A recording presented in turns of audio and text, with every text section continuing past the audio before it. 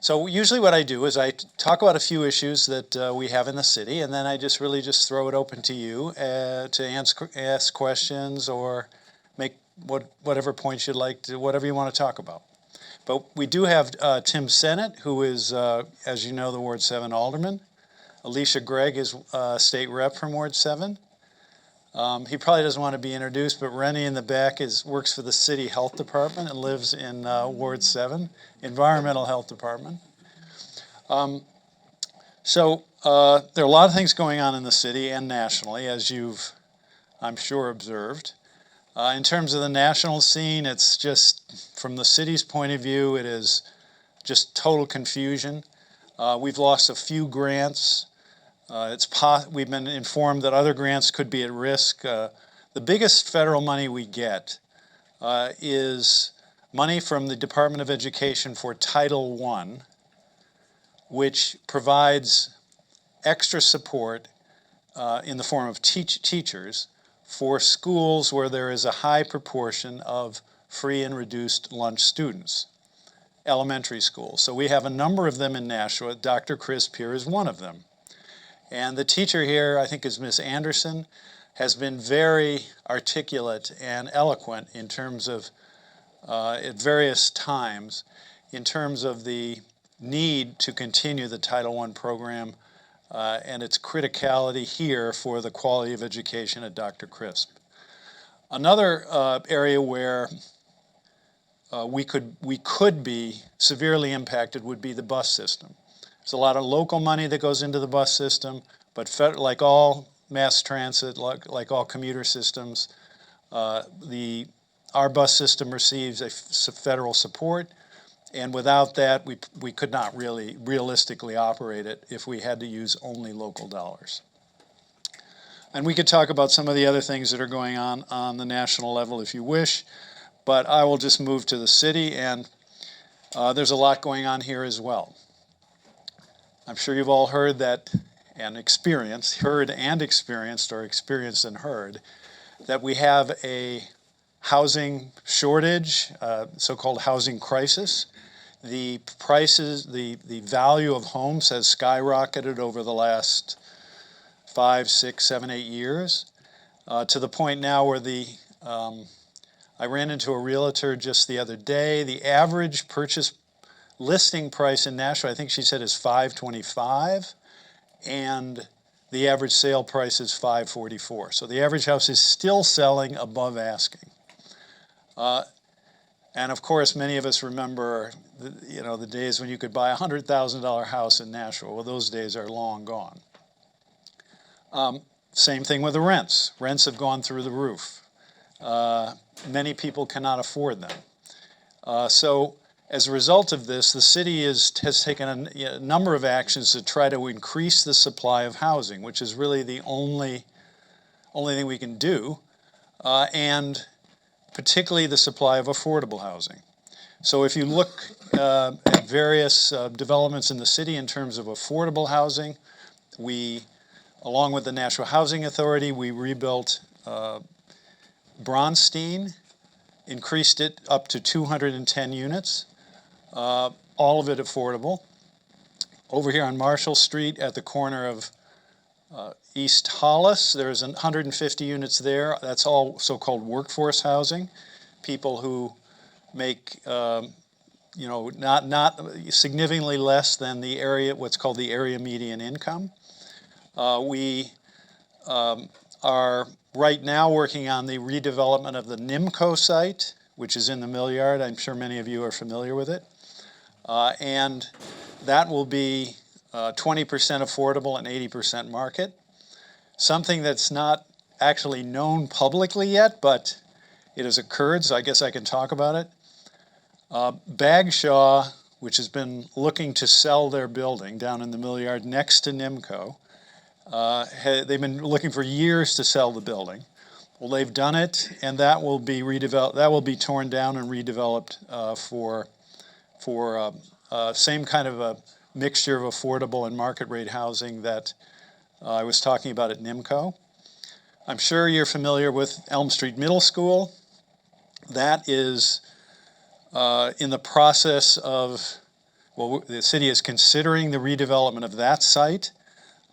We took proposals from a series of builders and developers, interviewed a bunch of people, narrowed it down to 2, and there have been now 2 public presentations by each of them where we took public input.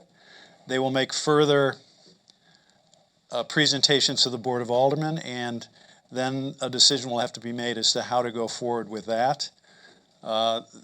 The proposals are somewhat different. If you are interested, you should kind of take a look, maybe watch when the presentations get made to the Board of Aldermen, which should be in June. We took a vote among people who did go to these, and there was a clear preference, and I won't get into who that is because I don't want to influence you, but if you watch and you have a preference, you could always email any of the city people involved. Tonight, as I mentioned, we are doing a public hearing on the city budget. As usual, this is not an easy exercise because we always try to balance the needs of our citizens for services, police, fire, schools, public works, and the like, with the ability to pay. We always, for decades, we are working under the downshifting that occurs especially from the state government. It comes in many, many different forms, but there's always something which adds, eliminates something at the state level and adds costs at the local level. And we could talk about some of those details if you wanted. But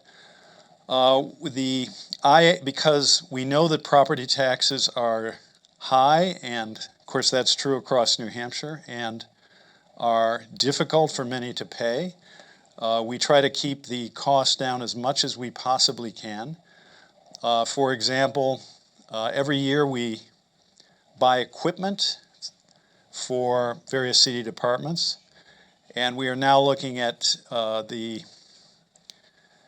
possibility of purchasing some fairly large items, city garbage trucks and some other things that are needed 6 months or so earlier in order to save costs and maybe escape the impact of tariffs in the hopes of saving several $100,000. And the City Finance Committee is going to be considering that in the next couple of weeks. So I asked all of the operating departments to come in with their operating budgets at 3% and excluding items over which neither they nor we have control. And I'll mention what some of those big items are. They've all really been able to do that, and so I appreciate that. And the idea is they understand that many people have a difficulty paying, and they just want to continue to deliver high quality services within a reasonable budget.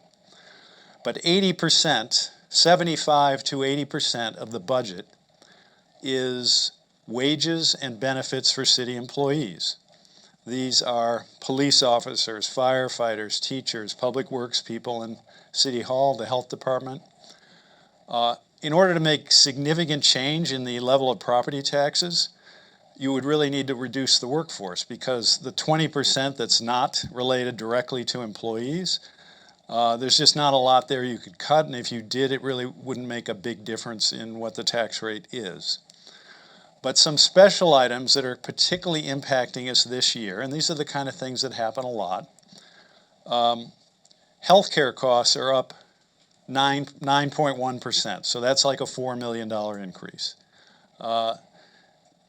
This is something really the city does not have control over. We are self-insured, but by contract with all employees, we provide health insurance under certain terms with certain deductibles and all that kind of thing. Those costs are going up 9%. I think Manchester's going up 13 or something like that, higher than 9. So we're a little bit fortunate in that regard. The city bus contract for the transportation of students is going up $1.8 million, or roughly 20%. For that service, the school department received one bidder, first student, basically a monopoly. We tried to, the school department tried to talk with them about maybe it was a 5-year contract. About, well, could we do a shorter contract so we can kind of try to, work on something else? Absolutely, no, if we did that, the price would be much higher. So that's a cost so there's $1.8 million right there. There is now the presumption that any firefighter who gets cancer, that it's work-related. And there's solid scientific evidence to support that presumption because of the exposure to various toxic chemicals and materials in the course of a firefighter's work. That will add 51% to the cost of our workman's comp. That's $1.2 million. Another thing that's, now this is kind of a decision made locally, but still has an impact. For a number of years, when we buy equipment, and it usually totals $5 million a year, roughly, the purchases have been made out of the surplus that is generated at the end of the year through revenues which exceed estimates and through unexpended appropriations in various departments across the city. Well, some aldermen pointed out that really it should be in the budget rather than waiting till a surplus and then do we have the money and we make the purchase. And that's a valid point. But moving $5 million into the budget that's not there now, wasn't there last year, is an addition. And we decided to phase that in over 2 years. So there's $2.5 million additional in a portion of the budget that wasn't even there in the current fiscal year, fiscal 25. Those are some of the kind of the special items that add to the kind of 3% across the board. And if you total all of it up, it's like $10 million. In conclusion, I would say I believe very deeply that the reason we have the housing shortage that we have, the reason we have some of the problems that we encounter is that we have a community that is safe, and that's like number one. The police department and everyone else does a great job.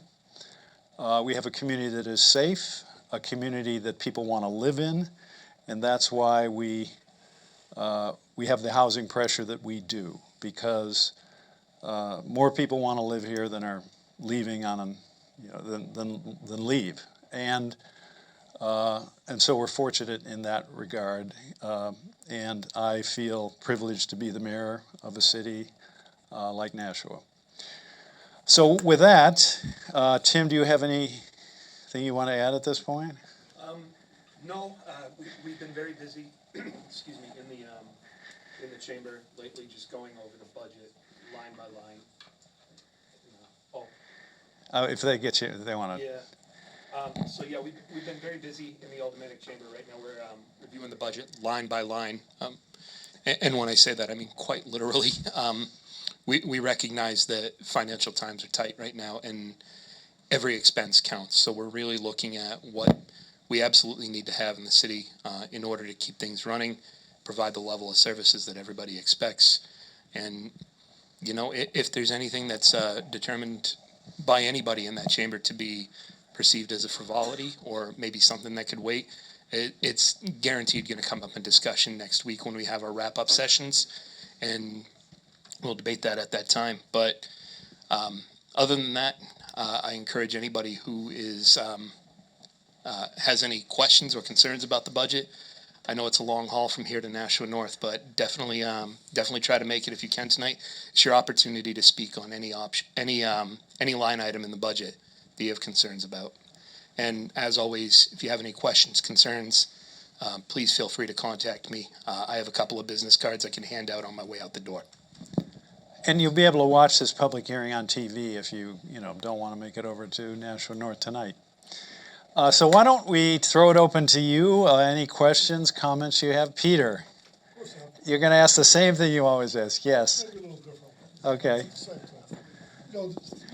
We've built a lot of apartments in the last few years, Yes. especially in the East Hollis, Temple Street, and Bridge Street corridor. Correct. Going over to Hudson. We're building a lot more. There are people banging every day outside my window. Okay, there's a lot of construction going on down there. And you live on East Street, right? I live on East Street, right Yeah. just before the bridge. Right. Now, there's a lot of work going on downtown. Yeah, there are apartments, but there's also, the other things that we're building along the river and all of that people can participate in downtown. Okay, so in contrast, in our area, with all this construction in our area, we lost a ball field and a skateboard park and all of that. So we would like to participate in all of this. And years ago, you actually recognized that, and you said we should extend the rail trail from City Hall to Henry Hangar. Yes. And there was a study done, and there was money put together for that. And I guess I'd like to find out, when that's starting and when that's going to finish for us, so we can participate in downtown. Thank you. And I'd be glad to answer that. But just put the context, we have a rail trail that runs from City Hall out the old rail line, parallel to West Hollis Street, out to basically Simon Street. And what Peter is talking about is that same corridor, that same rail corridor running now east from Main Street, a short distance still north of now East Hollis Street, out to Henry Hangar. So we do have the money. We did get a grant. There's local match that's been appropriated. It's in design right now. It's taking longer than we'd hoped for various reasons. These municipal projects always take longer than you think they might. One issue that came up is that when the city got this corridor, 20 years ago or whatever, there were still sections of the right-of-way that the city did not have an easement over. So that requires dealing with private parties and negotiating these easements. And costs have gone up, so we've had to come up with more money, both from the state and local. And whenever any change is made, when an easement needs to be acquired, when costs go up or whatever, you need to get an amendment at the state level of the transportation plan from DOT. With all that aside, we are going to complete a design this year and begin construction in 2026. And so we should be done in 2026. And that will extend the rail trail from Main Street across from City Hall to Henry Hangar. Yes.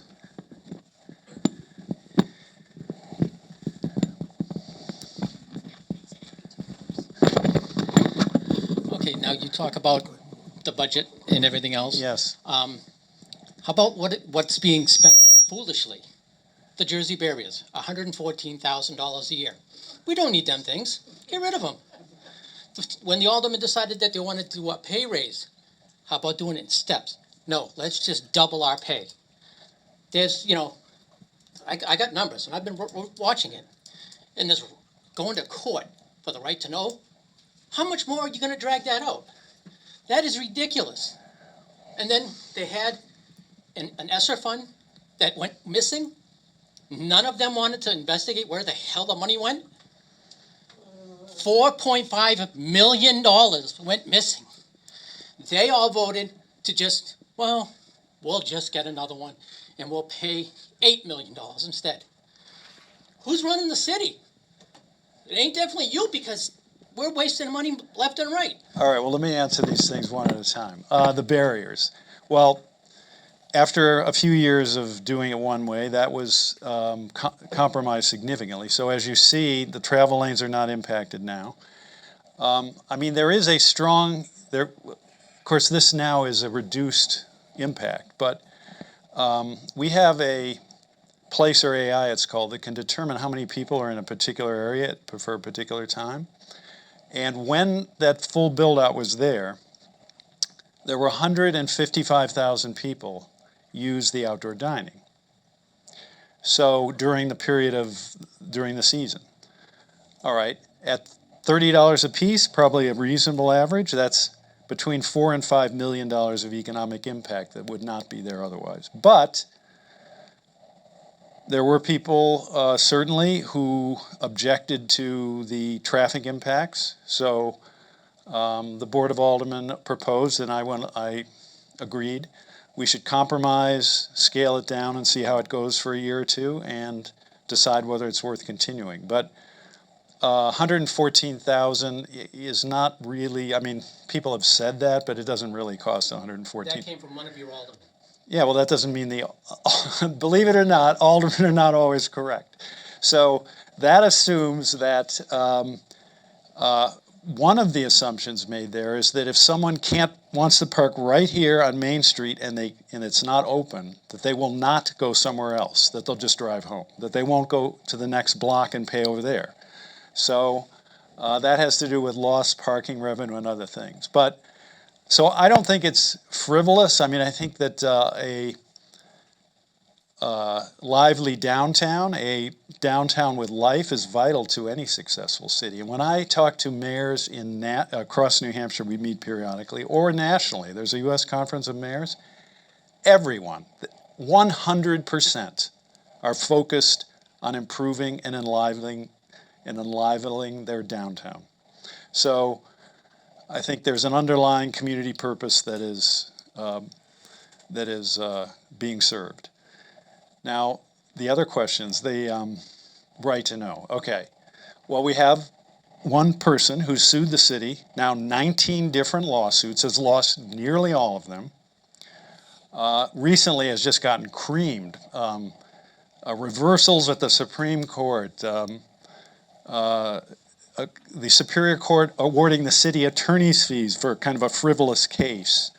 An ethics complaint against me that was thrown out. Between 15 and 20 complaints against the city lawyers and other lawyers representing the city. 0% success. City has won every single case. So unless we were just, and one of these cases, the plaintiff, the person bringing the case, wants $2 million of your tax money to put in her pocket. But either way, our tax Well, dollars are paying court fees for you. Well, it's Can not. we compromise? How much you want to pay? $1 million? How much you want to pay? No, like, give her what she wants. Say, okay, in January, you can have one subject and that's it. And then in February, another one, and that's it. And just go down that way. We can't limit it like that. Yes, you can. That's not how litigation works. That's because it's too much work for you guys. That's all it is. We don't bring the cases. We just respond But to if them. I went there and said, I wanted the records for this particular item, and you turn around and say no, We don't say no. We always give it over. go ask her.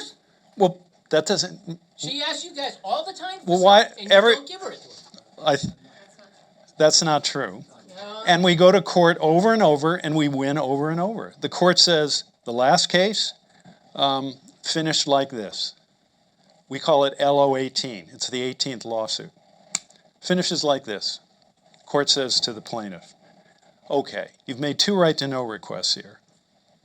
Are there any documents with respect to the first one that you have not received? No. Okay, we'll go to the second. Any documents here that you have not received? No.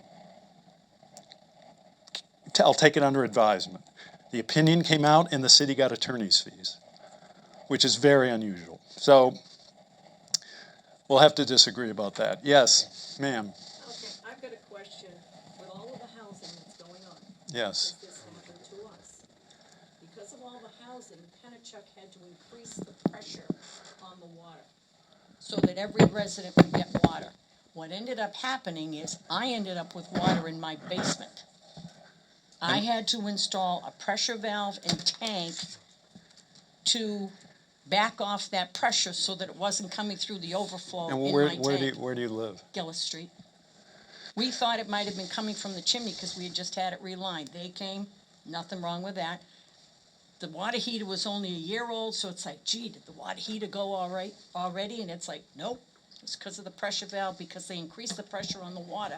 And I ended up with water in my basement. Well, I'm, Somebody should have notified people that this might happen. And this well, may I'm sorry happen that to this more did, I'm sorry that this did happen. Now, Pennachuck, theoretically, technically is owned by the city, but, I sometimes joke that it's almost the other way around. I mean, we have no control over Pennachuck. They're regulated by the PUC, they make their own decisions. But the city owns them because that vote went through for the city to own. Correct, correct. So the city The buck owns, stops with the city. pardon? The buck stops with the city, you own it. Well, it's not quite that simple. It's a regulated utility, and they have a basically self-perpetuating board of directors. So we do not,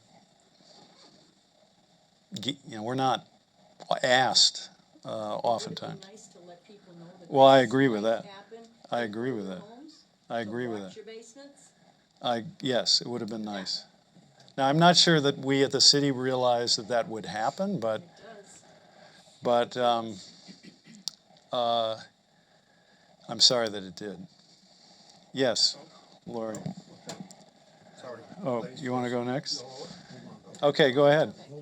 I mean, next after her. Okay. I'm on the Mind Falls Advisory Committee. Correct. And we have significant concerns about, number one, the homeless people that Yes. seem to be infiltrating en masse. Yes. And then we also have concerns now about people who are enjoying the park being approached and accosted by people who are certainly not in a welcoming mode. Let's put it that way. I had an incident today. Heard an incident today of a high school running group attacked by a lady who was incoherent and very aggressive, and it was actually intimidating for the kids. Another situation of fires in the park, in the homeless situation. What's happening with that? We are just so desperate. Well, Excuse Of- me a minute, can I get her name, because somebody we walk with saw a woman pulling rhododendron bushes out of the park the other day. She's got a picture of the vehicle and the license number. oh, that'd be good. There's many issues in my There's life. no right to do that.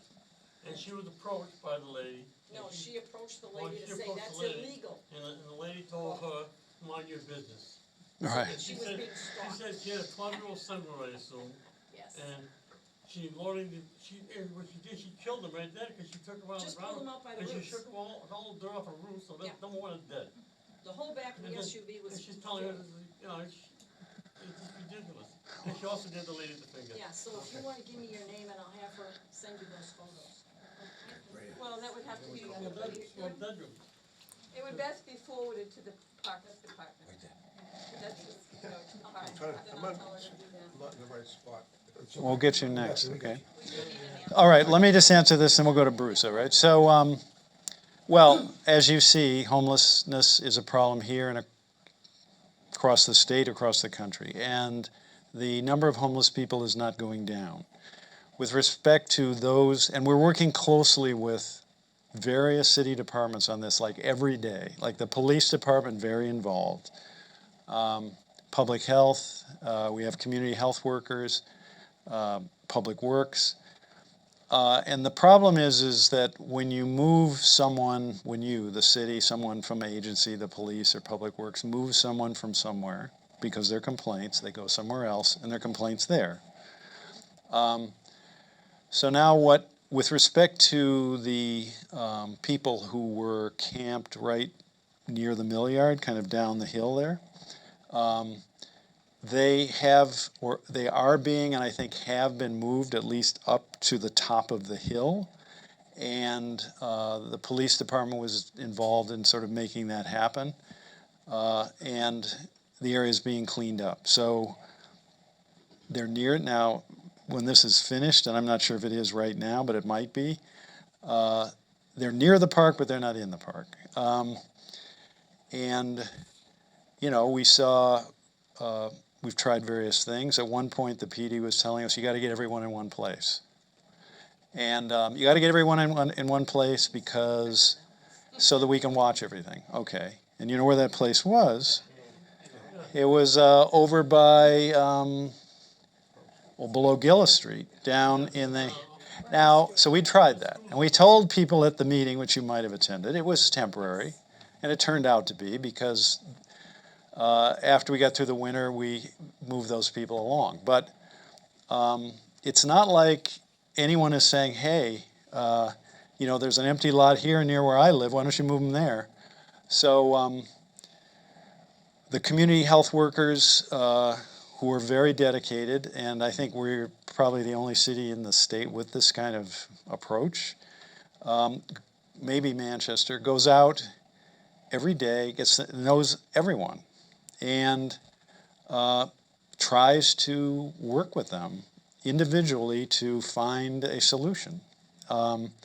Bobby Bagley, who's the director of public health, I mean, should be sainted, really. I mean, you would not believe the individual casework that she does. Some person has all kinds of problems, psychological, physical, they can't control all their bodily functions. I mean, it just on and on and on and on. In terms of just trying to get people into drug treatment, trying to get people mental health service, which there's a shortage of, trying to make sure that we've enabled various funds to be used to pay first month's deposit, to get someone in an apartment. There are people who work who are homeless. Everybody has a different problem. Some totally insoluble in the end, but some can be helped, and so we try to work and move people along that way. Yeah, I know, it's unfortunate though, because what happens is in Mine Falls in particular, we actually had to close the trail because it was really unsafe. Yeah. You know, our guests who come into Mine Falls usually want to know that it's going to be a comfortable, not bucolic, but very peaceful kind of experience. And when you get those kind of interactions, it's really very intimidating. And they were happening frequently on that trail at the Oxbow. We had to actually close that trail. I'm sorry to hear that. So it's really Well, the PD gets involved when it's really extreme. Like there was a guy who was on a bike and was going through and touching women, Yes. whatever, joggers or walkers. I understand there are horses though. Where are the horses now? We're gonna start again soon, I think, the mounted police and. So they in that situation, I'll mention the horses, but they they put plainclothes people out there and they got the guy. Maybe they can look at the tape from the rhododendron person and pursue that. Well, another thing on the rhododendron, the lady confronted her and all that stuff. She told the lady that she was a school teacher. She was bringing these to some school. Probably not true. Yeah. It was her son's school project. School project, right. Yeah. All right. Now, one more thing before we go to Bruce, which is the horses are kept at the home of 2 police officers because it's kind of a transition period. It's being run without city funds, so they bring them down not all the time, but I think they live in Ware or something, somewhere out. Not or is it Ware? Mason. No, Mason. I think it's Mason. Mason. So they bring them in sometimes, but they're not always. Yes, Bruce. Okay. Finally, thank you. That's okay. Well, that's important. Okay, mine's. A resident of Gillis Street. Yes. Hi. She's not the only one. Okay. Yeah. Well, I'll talk about Gillis and Arlington. My 2-part kind of a question is the new construction that's going up between Crown Street and East Hall is going over the bridge. Yes. Now, the access to that area of Crown Street is the intersection of Crown and Arlington, which is a very dangerous intersection. Yeah. It's got a yield sign, but it's halfway down the street. Right. So those people that are going to be moving into that apartment complex, how are they going to get out into the city or to get out there's what, 3 streets? There's Denton? I'm not sure if I know. Hobbs Ave, Yeah, Hobbs Ave, and they're all one ways, one going one way, one going that way. And the last street, Denton Street. the- It's the- Denton, yeah, Hobbs Ave, yeah, and I can't remember the last street, but just before you get to the bridge where the car dealership is. Yeah. Okay, those people are gonna be living there, how are they gonna get out? Well, I'd have to go look, but I'm familiar with Denton is next to Bob's, right? Bob's Pizza. But your first question had to do with the intersection of Arlington and Crown, which is this big, the problem is it's this big open space, right? And so the signs are like 20 yards from the actual intersection, or quite a ways, I don't know. Maybe we should try to, if we were to rebuild, now this would not be cheap, but if we were to rebuild the intersection, bring the sidewalks closer to the corners, closer into the where they normally would be, it would create less chaos over there. Mayor, can I speak to that? Yes. So, part of that agreement, when that developer went before planning, zoning, got their permits to actually begin building, this is a frequent occurrence for a lot of developments that go up around the city, especially if they're near problematic intersections or high volume areas. The best example would be the Nash Casino that just went in. A contingency of that permit that's offered is usually that developer having to make a contribution to the city that gets set aside for the purpose of improving that area. So I brought up the Nash Casino because something that the Board of Public Works just approved is they're going to be taking the time to actually retime all the lights going down Daniel Webster Highway through that commercial corridor. In regard to Arlington and Crown Street, that developer has made a contribution, and that contribution was specifically set aside for the improvement of that intersection. Now, that will be up to the Board of Public Works to expend that, to authorize that, but that is there. I expect that as that project nears completion, that will be something that's on the front burner. But it's also something that I'm in constant discussion with city departments on, because it's one of the most frequent calls that I receive. If I could add a quick comment to that? Yes. There's gonna be that traffic circle in front of the bridge, and they were gonna build a road from Crown Street to that circle. Yes. So I'm not sure what's happening with that, that's probably paused. All right, so what Peter is asking about is the traffic pattern just over on our side of the bridge going to Hudson. And there was state money looking at trying to reconfigure that area to improve the traffic flow. And they came up with a design which somewhat, the model showed a little bit improved it. And there was, I think the price on it was $4 or $5 million, and there was a city portion. There was a design arrived at, and then they started to do kind of in the ground investigation, and guess what they found? Yes.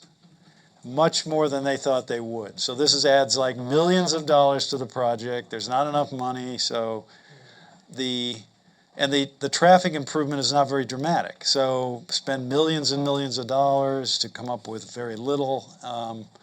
The state just kind of backed off the project. The point I wanted to make was that there was gonna be a road from Crown Yeah. Street right next to where they're building right now, because the city has a right of way along there. It would have. Because it's the sewer Right. pipes underneath it. Right. Now this project is an affordable. It's all affordable. It's a so-called LIHTC project. But you're right about the intersection. That's for sure. Yes. Always concerned about our housing. Yes.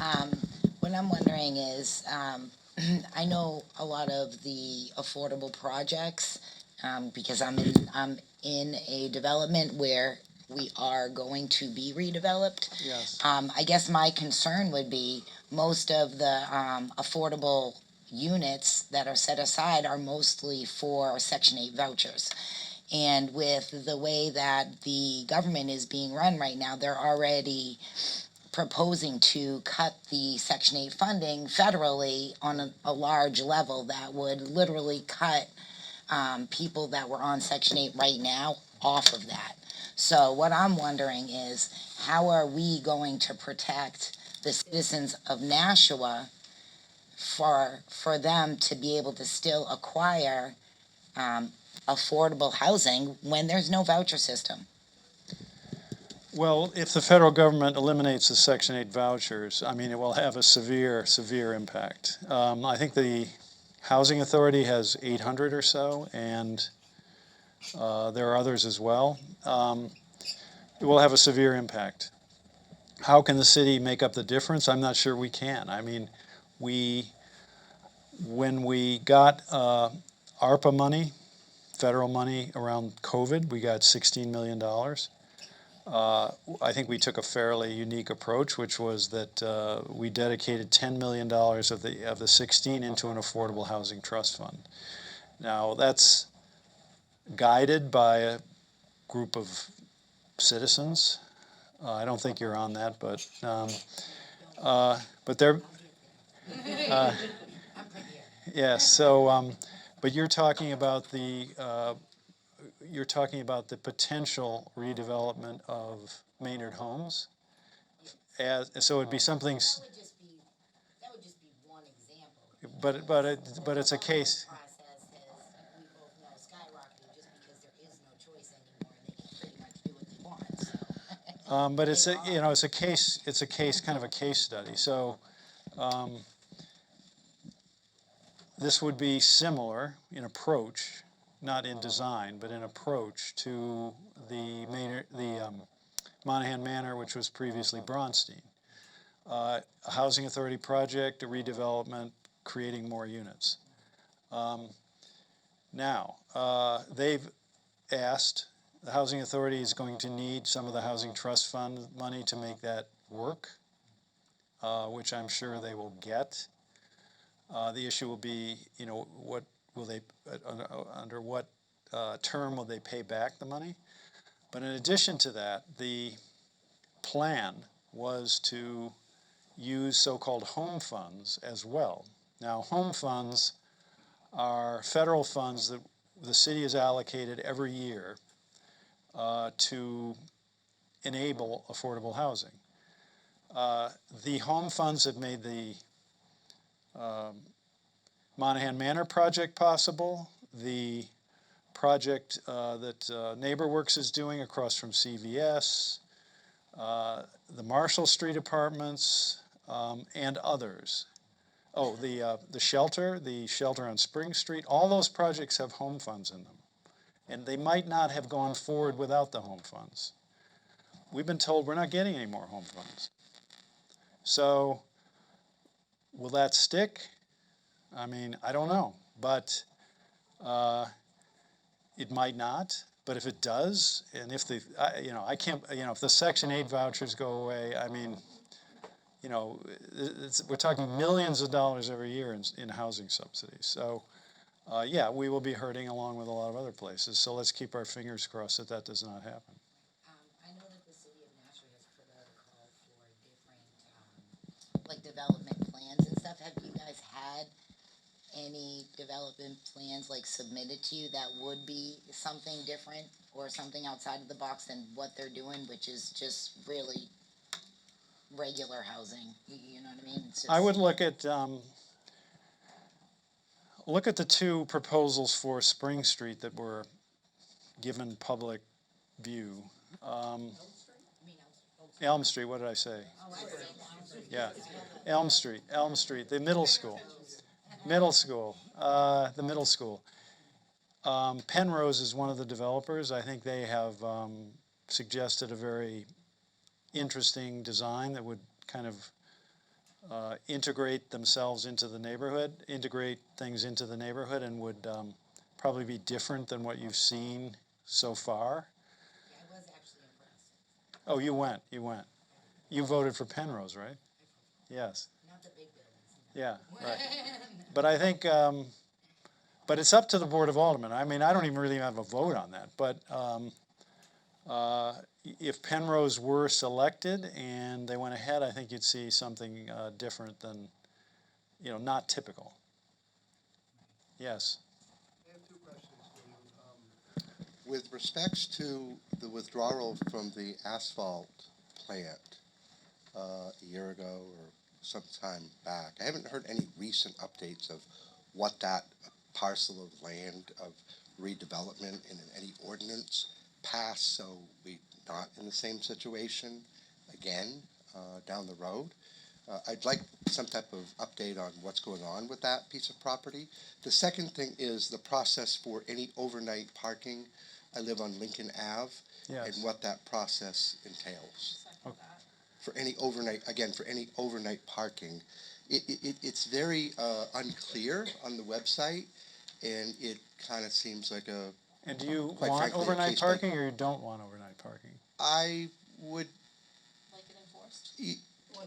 enforced, yes, Okay. but selfishly, in my own situation, there are a few occasions where I have two kids, grown children that, there are occasions that I need overnight parking. Sorry. Well, no, there's a permit that you can fill out. Correct, But a lot but of it- people do not do that. That's correct. So So that's the follow the difference. process and enforcement, on occasion. All I right, so do let me go need to that. those two questions. Number one had to do with the asphalt plant. Alicia was very active in getting that turned down. Thank God, thank you. Tim was as well. Now, the planning board turned that down on a unanimous 9-0 unanimous vote, based on the fact that it didn't conform with the zoning. So it was not actually legal to put it there. But, they had a different interpretation, and so once they were turned down, they went to court. The city is right now in the middle of a rewrite of the entire land use code, and it will make it even more clear that that kind of use would not be permitted there. Can I speak more to that? Yes, but let me just finish the second part. But your question, still on the asphalt plant, what has been developed there? Well, nothing. I mean, it's a construction company. They wanted to put an asphalt plant on their site. The answer in the end was no. And so they're just there as they always have been. Tim. Thank you. So, Al, you messaged me about maybe an hour after that got declined, asking what's next. And about since you messaged me, I've been working with the planning department on that. Right now, there is an ordinance that just got its first reading maybe 2 or 3 weeks ago. It will be going to a public hearing at the Planning and Economic Development Committee. What it'll do is it'll examine general industrial zoning areas throughout the city and the uses that are permitted in them. If a general industrial zoning area has a transit-oriented development overlay, which was the crux of the city's argument for this particular site, that will take into consideration some heavy manufacturing uses, chemical development, tanneries, asphalt plants, things of that nature. And if that transit-oriented development overlay exists, those uses will not be permitted in that general industrial zone. What that'll do is it'll prevent something like this from arising again, so that uses that are not compatible with the area today in 2025 will not be permitted, but it will still allow the commercial uses that are there presently. There's a gravel company, there's a stoneworks company, even Newport, who is operating their offices there. They'll be able to continue as is, but a use of that nature, of that magnitude, will not be permitted if that ordinance passes. Now on the parking. All right, so this parking situation is that on-street overnight parking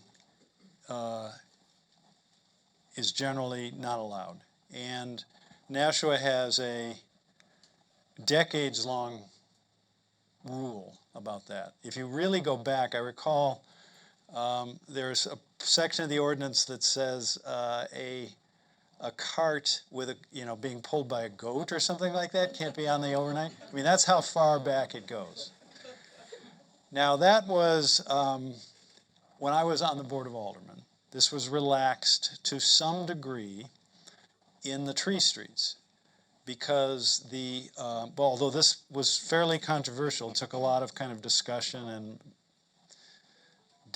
not really debate, but sort of adjustments to kind of make the thing work correctly. So in the tree streets, because there is so little room for cars and everything, they're on the lawns and the backyards, and because some apartments couldn't be rented because there was no parking, this kind of thing.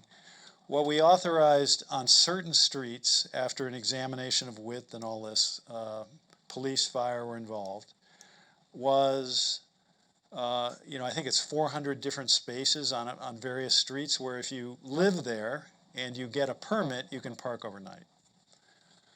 That has been gradually expanded a little bit, and it works pretty well. I mean,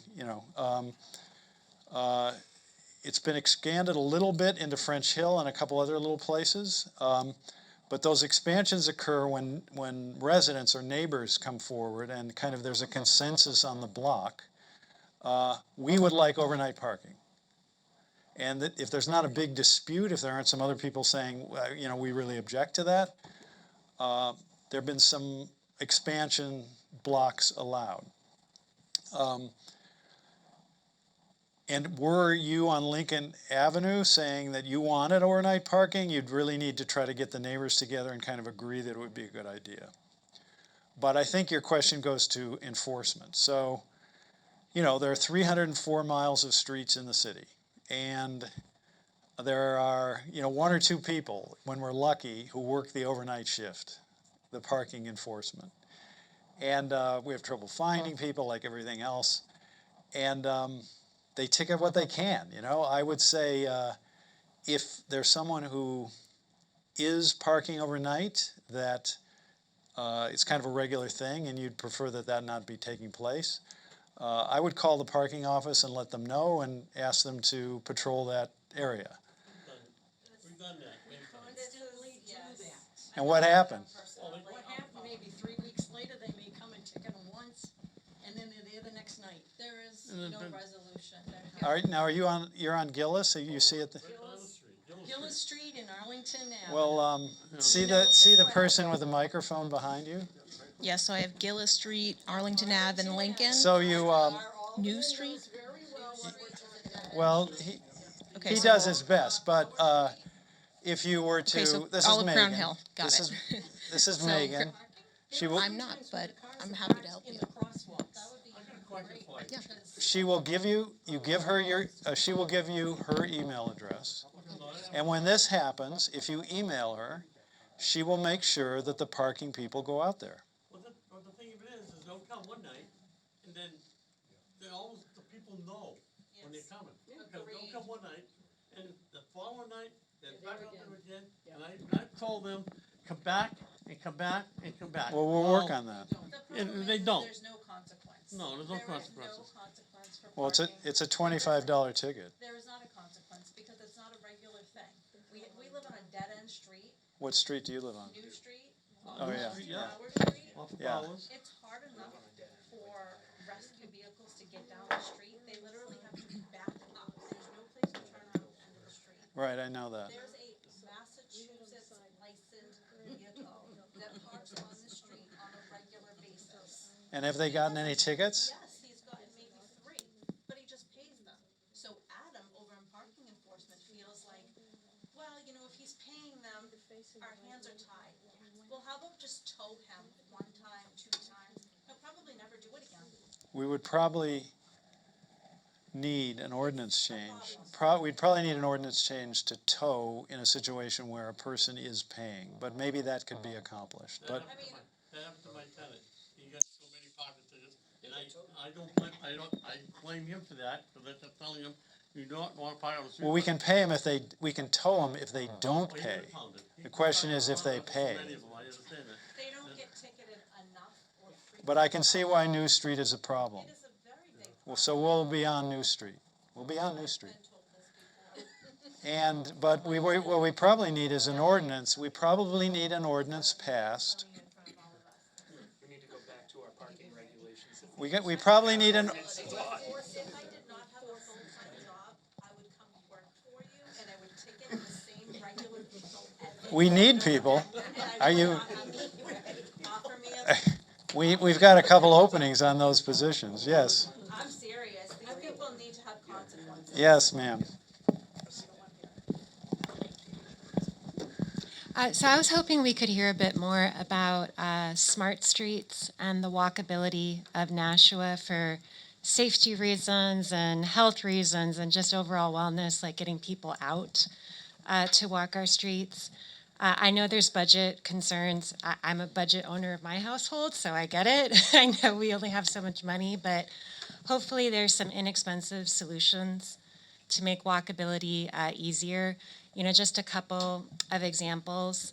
On Main Street, closer to the Riviera side, the Riviera College, it's two lanes going one way, one lane going another, and there's bus stations directly across the street from each other, so people are trying to walk across the street. And I wish people were cognizant of speed limits, but they're not, so it can get really dangerous crossing that street, so maybe some crosswalks or some speed bumps. And even in one place where there is a crosswalk, there's no sidewalk on the other side of the street. Yeah, sidewalks is another concern. Well, walkability is very important, so certainly I agree with you. So we are, you know, there's so much more that could be done, but we are in various places. We're adding a crosswalk with a flashing light. You see that down on Main Street, but they're going on in East Dunstable Road, inside the highway, and elsewhere to make the crossing safer.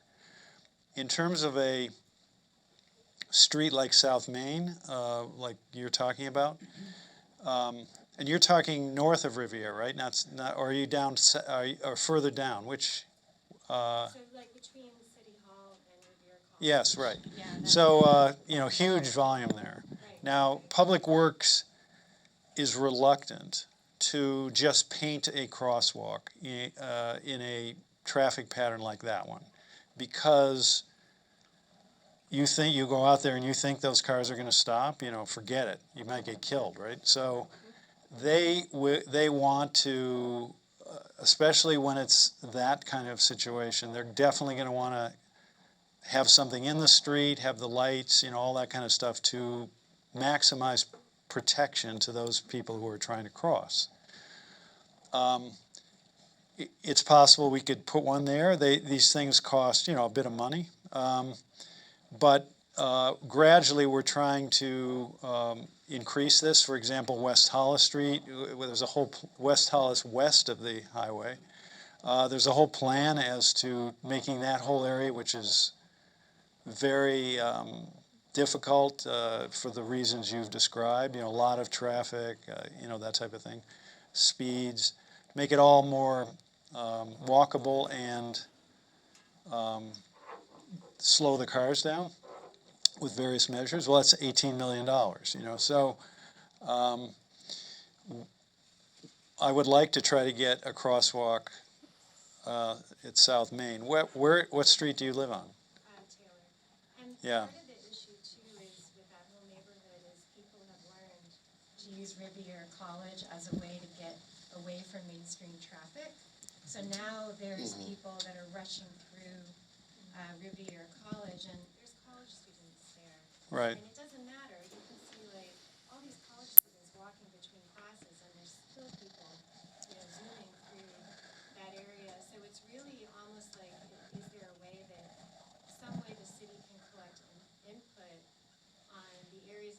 community that have major safety concerns, so we can prioritize. Yes, yes. Yeah, I think we can, There's not a single speed limit sign on the entire road to Riviera, all the way going through, the Fifth Hill? Is it Fifth Hill? Yeah, road, all the way down. And Fifth Hill Road, I mean, I'm a 6-foot tall dude. That's a 30-degree incline. now which fifth, what road? What road? Fifield, okay. Yeah, And they'll stop in the road because they can't see over the hill while people are walking because they're afraid of going around the walkers and the other side of oncoming traffic down the hill. You can't see people coming down the hill. well, we will focus on this, especially the South Main issue. Now, I really apologize here. My phone says 7. We normally would go a few more questions or whatever, but this public hearing on the budget starts in 15 minutes, and Tim doesn't want to be late, so. So give your name to Megan, okay, and your contact information. All right, well, thank you all for coming. Maybe we come back soon because you may have more questions. Anyway, thank you very much.